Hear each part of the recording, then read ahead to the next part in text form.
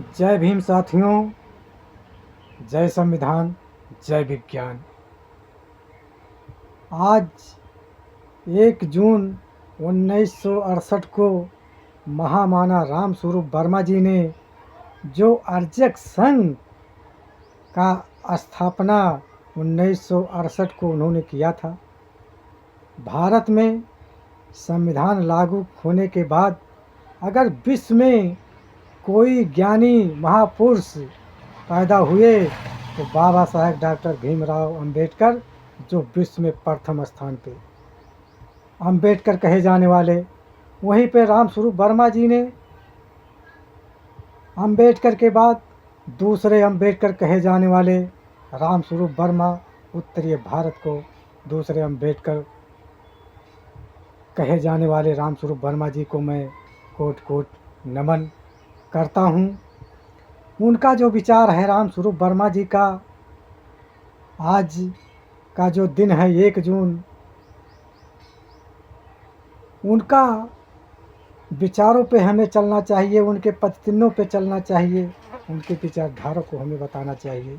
साथियों, जब हम लोग बाबा साहेब के विचारों पे चलेंगे, महामाना राम स्वरूप वर्मा के विचारों पे चलेंगे, तो भारत में ऐसे 2 व्यक्ति विद्वान जो पैदा हुए, वो बुद्ध के बाद बाबा साहेब और बाबा साहेब के बाद तथागत बुद्ध, जो भारत में प्रथम स्थान है उनका है।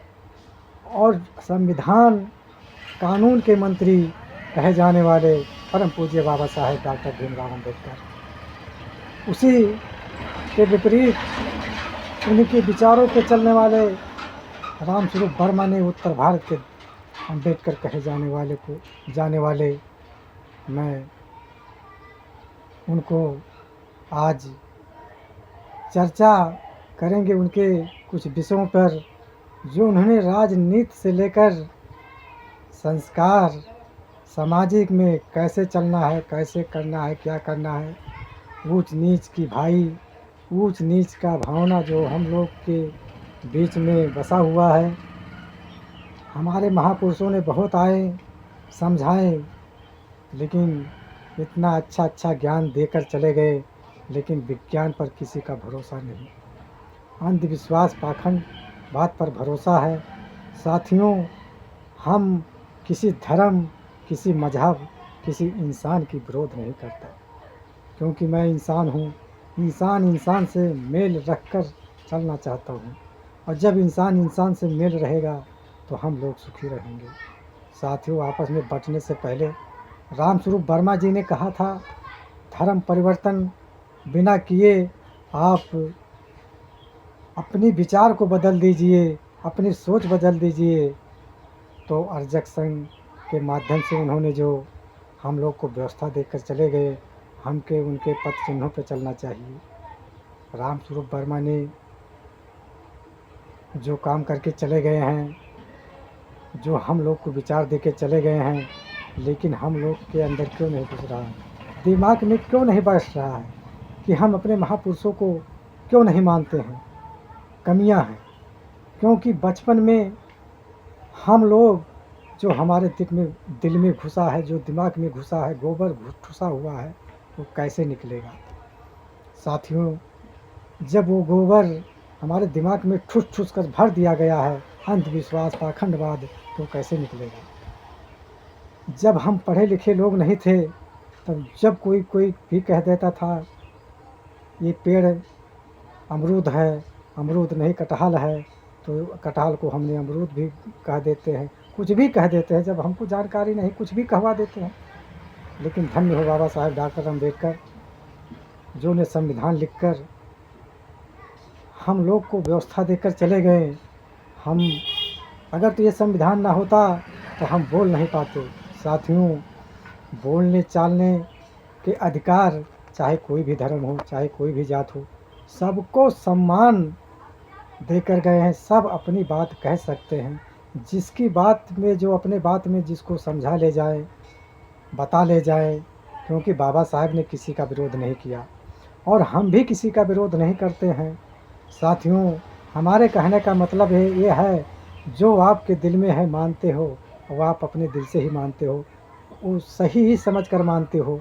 लेकिन कुछ ऐसी कमियां हैं जो कि हम लोग को मानना नहीं चाहिए, साथियों उस पर ध्यान देना चाहिए।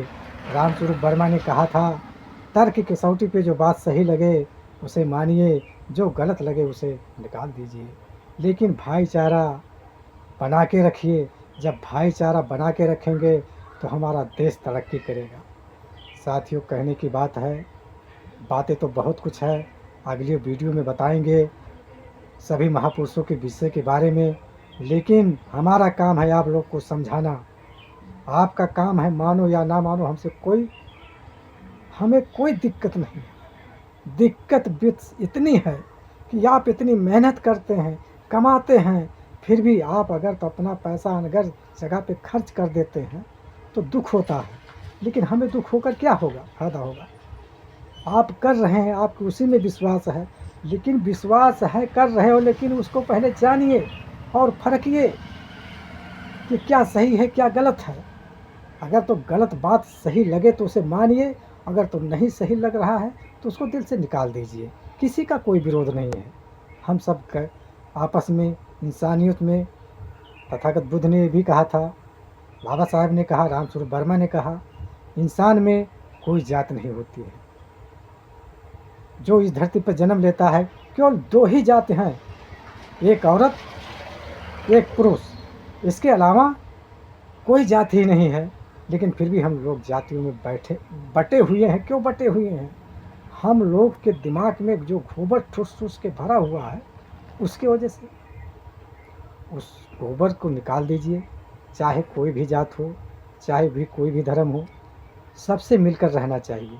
जब सबसे मिलकर रहोगे तो हमारा भारत देश एक ना एक दिन सोने की चिड़िया ज़रूर कहलाएगी।